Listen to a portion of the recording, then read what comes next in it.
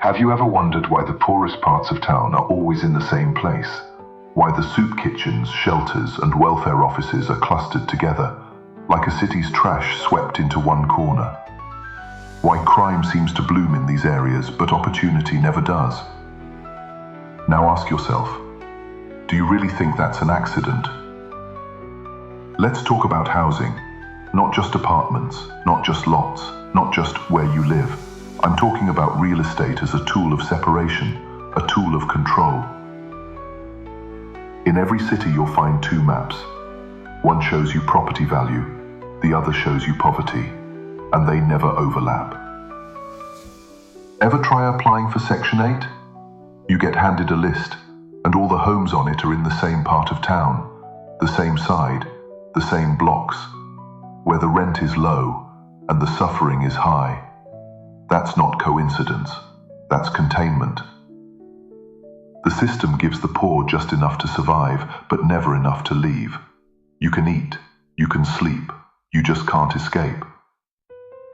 Meanwhile, the other side of town is pristine, no crime, no shelters, no food banks, no affordable housing, no Section 8. You don't belong there, and they make sure you know it. They use rent as a filter.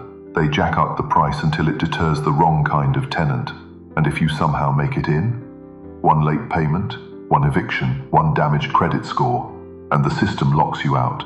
Try finding a new place after that. Try finding a landlord who'll look past your history. Try renting without a cosigner. Try surviving.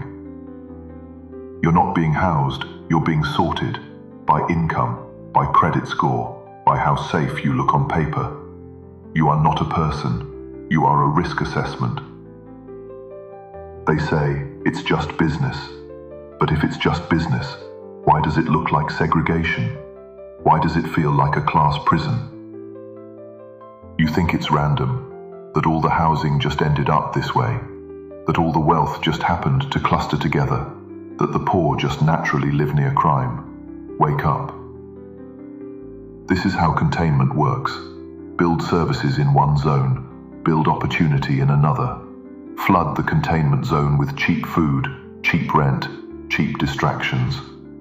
Flood the safe zones with investment, insulation, and gates. Let the poor survive just far enough away that the rich don't have to see them.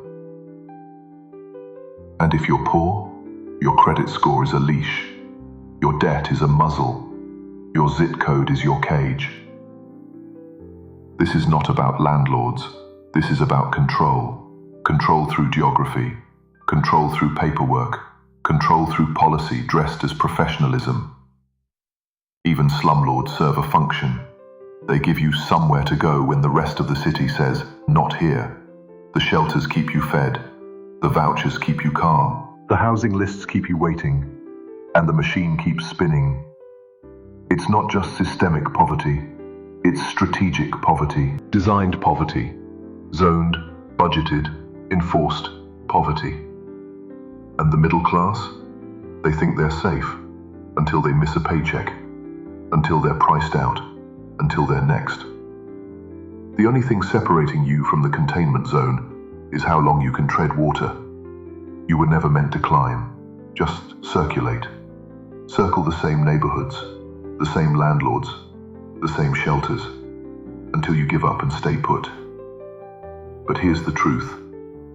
The poor are not broken. The system is rigged. The housing market is not failing. It's doing exactly what it was designed to do. Divide, isolate, contain. So the next time you drive past a neighborhood and lock your doors, ask yourself, who built that neighborhood? Who placed those people there? And who benefits from keeping it that way?